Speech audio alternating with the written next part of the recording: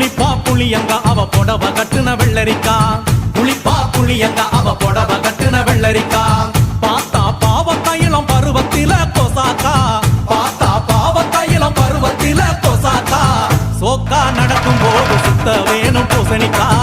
ஆத்தா கண்டெடுத்த அழகான ஜாதிக்கா புளிப்பா புளியங்க அவ புடவ கட்டுன வெள்ளரிக்கா புளிப்பா புளியங்க அவ புடவ கட்டுன வெள்ளரிக்கா